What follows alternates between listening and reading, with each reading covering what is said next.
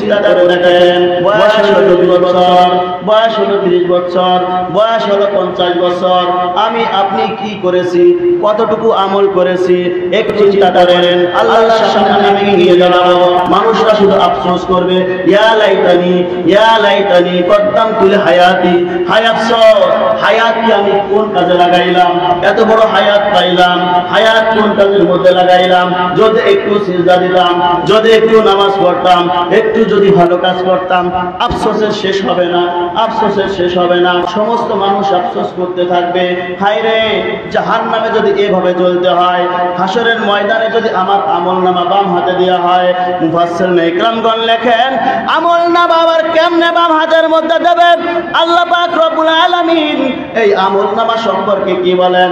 মুফাসসিরিন ইকরামগণ লেখেন, যখন আমলনামা একজন বেঈমানের বাম হাতের মধ্যে দেওয়া হবে, সরাসরি ডাক দিয়ে দেওয়া হবে তাই মনে করছেন? না না না না, মুফাসসিরিন ইকরামগণ লেখেন, একজন বেঈমানের যখন আমলনামা দেওয়া হবে, তখন আল্লাহ পাক রব্বুল আলামিন বলবেন, ওই ব্যক্তির আমল বাম হাতটাকে ধরো, বাম হাতটাকে ধরে পেটের মধ্য দিকে ঢুকাইয়া দাও, বাম হাতটাকে পেটের মধ্য থেকে ঢুকাইয়া পিঠের দিকে বের করে দেওয়া হবে। পিঠের মধ্য থেকে যখন বের করে দেওয়া হবে, আমলনামা পিছনের পাশে দেওয়া হবে। মুফাসসিরিন ইকরামগণ লেখেন, পিছন দিকে যখন দিবে, একজন বেঈমান তার আমলনামা কেমনে আবার দেখবে? আল্লাহ পাক রব্বুল আলামিন ফেরেশতাদেরকে হুকুম দেবে, হে ফেরেশতা, আমার নাফরমান বান্দা দুনিয়ার জমিন থেকে কোনো আমল করে নাই, ভালো কোনো আমল করে নাই, ওই ব্যক্তিকে বাম হাতে আমলনামা দেওয়া হয়েছে, ওই ব্যক্তি আবার কেমনে দেখবে? আল্লাহ পাক রব্বুল আলামিন ফেরেশতাদেরকে বলবে, হে ফেরেশতারা, যাও ওই নাফরমান বান্দার ঘাটটাকে ঘুরাইয়া পিছনের দিকে দিয়ে দাও। কোন দিকে দিবেন? দিবে বাম হাতে আমলনামা দিবে। তখন তো বলবে, হায় রে এই বদ আমলের কি দরকার ছিল, যদি না আমাকে আমলনামা দিত কতই না ভালো হইতো। এখন আবার এর হিসাব আল্লাহর কাছে কি দেব? কবরে তো, কবর পর্যন্ত যদি আমাদের শেষ হয়ে যাইত, এখন যদি জীবিত না হওয়া হইতো কতই না ভালো হতো। আফসোস করবে কারা? বেঈমানেরা আফসোস করবে, নাফরমানেরা আফসোস করবে, সুদখোর ঘুষখোর জিনা করবে, বিচাররা আফসোস করবে, হায় রে দুনিয়ার জমিনে 50 বছর হায়াত পাইলাম, 60 বছর হায়াত পাইলাম, আমলনামা করলাম না, কিছুই করলাম না, শুধু হুজুরদের মুখে শুনেছি কিয়ামতের ময়দানে, হাসরের ময়দানে আমলনামা বাম হাতে দেওয়া হবে, হাসরের ময়দানে মৃত্যুর পরে জান্নাত আছে, মৃত্যুর পরে জাহান্নাম আসে, মানি নাই, শুধু বলছি হুজুরদের বলার দরকার বড়, শুধু বলেছে হুজুরদের বলার দরকার বলুন, মানার দায়িত্ব আমার। আল্লাহ পাক রব্বুল আলামিন বলেন, সেই সময় আফসোস করিস নাই, সেই সময় শুধু বলেছিস হুজুর হুজুর হুজুর। মৌলবাদীরা যা বলে বলে যাক, শোনার টাইম নাই। কারণ যদি আমি দুনিয়ার মধ্যে শুনি, তাহলে আমার এমপি গিরিত্ব থাকবে না, আমার মন্ত্রী গিরিত্ব থাকবে না, আমার চেয়ারম্যানই থাকবে না, আমার মেম্বারই তো থাকবে না, আমার চৌকিদার গিরি থাকবে না।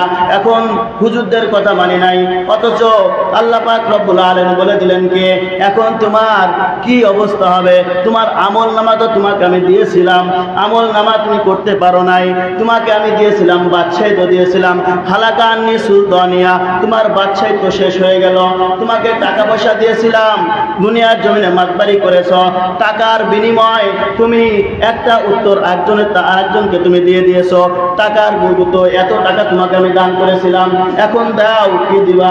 দেওয়ার কিছু আছে? ওরে মুসলমান, আমার আপনার সতর্ক হইতে হবে। জুমার মসজিদ, আমার আপনার এখান থেকে প্রতিজ্ঞা করতে হবে যে কিভাবে আল্লাহর সামনে কি নিয়ে দাঁড়া হইব। ওই এমপির কথা বলতেছিলাম, মনে আসেনি? এমপির কথা বলেছিলাম, এমপি একজন মানুষকে নির্ধারণ করেছে আমার বাগান থেকে ফুল ছিঁড়ে আনো, কিন্তু সে পিছনের দিকে আসতে পারবে না। আস্তে আস্তে যাইতে যাইতে এই ফুল থেকে ওই ফুল ভালো, এই ফুল থেকে ওই ফুল ভালো, এভাবে করতে করতে যখন তার সমস্ত বাগান শেষ হয়ে গেছে, একটা ফুলও ছিঁড়তে পারে নাই। ঠিক তেমনি ভাবে হায়াত আমি চিন্তা করতেছি, আমার শরীর একটু অসুস্থ, হয়তো কাল ভালো হবো, কাল দেখা গেছে আর একটু অসুস্থ, এরপরে আবার চিন্তা করি হায় রে আজকে অসুস্থ, কাল আর একটু ভালো হবো। এইভাবে চিন্তা করতে করতে করতে করতে আমি এখন যুবক আছি, একটু পরে আমি ভালো আমল করতে পারবো। এই সপ্তাহে যা করতেছি, আগামী সপ্তাহ থেকে ভালো হব। এইভাবে যদি আমি চিন্তা করতে করতে করতে করতে জীবনকে শেষ করে দেই, এক সময় দেখা যাবে আমার সামনে আজরাইল চলে আসছে। আজরাইল চলে এসে বলবে, দুনিয়ার জমিনে কি করেছো, আমার কাছে হিসাব দাও। তখন কিন্তু হিসাব দেওয়ার কোনো কায়দা নাই, কারণ আল্লাহ পাক রব্বুল আলামিন বলেন, এর আয়াতের মধ্যে বলেন, লা ইউগাদিরু সগীরাতাও ওয়ালা কাবীরাতান ইল্লা আহসাহা ওয়া ওয়াজাদু মা আমিলু হাদিরা ওয়ালা ইয়াজলিমু রাব্বুকা আহাদা ওয়ালা ইয়াজলিমু রাব্বুকা আহাদা। এক বিন্দু পরিমাণ জুলুম করে নাই। কি জুলুম করে নাই? বলে দুনিয়ার জীবনে যা কিছু করছে সব আমার আমল নামার মধ্যে হাজির হয়ে গেছে। ওই আমল নামাগুলি মৃত্যুর সময় প্রতিটা মানুষের চোখের সামনে ধরা হবে। কোথায় ধরা হবে? চোখের সামনে ধরা হবে। তখন আফসোসের শেষ নাই, আর শেষ করে সে সময় কিছু হবে না। হাসরের ময়দানে কিছু কিছু মানুষ বলবে, আল্লাহ এখন যদি আমাকে একটু ছাড় দাও, আমি তো আলেমদের কথা মানি নাই, কিতাবের কথা শুনি নাই, কোরআন হাদিসের কথা শুনি নাই। আল্লাহ এখন আমার বুঝে আসে আসলেই জান্নাত আছে, জাহান্নাম আছে। আল্লাহ আমাকে একটু সুযোগ দাও, দুনিয়াতে গিয়ে আবার আমল নামা করে আসবো, মসজিদ থেকে বের হব না, সব সময় ভালো ভালো কাজ করব।